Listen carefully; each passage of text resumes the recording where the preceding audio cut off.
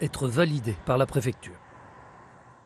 Il est possible d'aimer un vin et de le recracher. C'est vrai que nous n'osons pas toujours lors des dégustations pour ne pas vexer ou simplement parce que c'est bon avec modération. Une campagne vise à nous décomplexer. Voici l'art de bien cracher par François Latour et Quentin César. C'est un geste qu'on n'aime pas voir, mais recracher son vin ici n'est pas mal vu, bien au contraire. C'est même la meilleure façon de le déguster.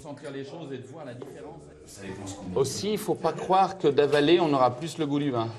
C'est en fait l'inverse. Je trouve que ça donne des goûts, des saveurs un petit peu différentes. Mais après, non, c'est pas un arrache-cœur. Moi, je préfère quand même le garder.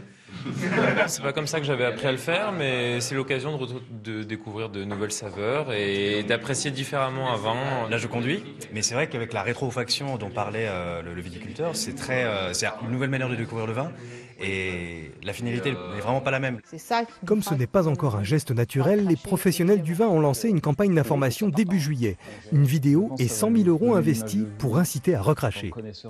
Et recracher n'est pas gâché parce que, comme je disais tout à l'heure, lorsqu'on fait une série un peu longue de dégustation, le plaisir, on l'aura du premier verre au dernier verre.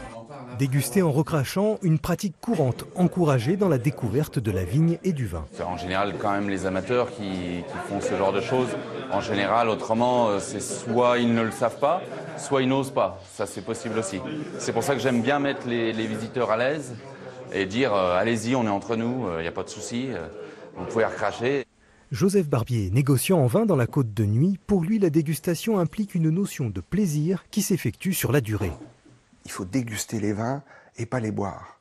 Parce que quand on déguste, c'est là où on travaille son palais, où on redécouvre les différentes émotions au sein de sa bouche.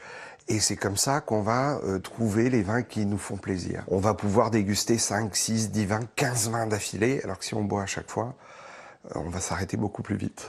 Alors que seulement un dégustateur sur 5 recrache son vin, 2 tiers des viticulteurs le font et encouragent les visiteurs à le faire.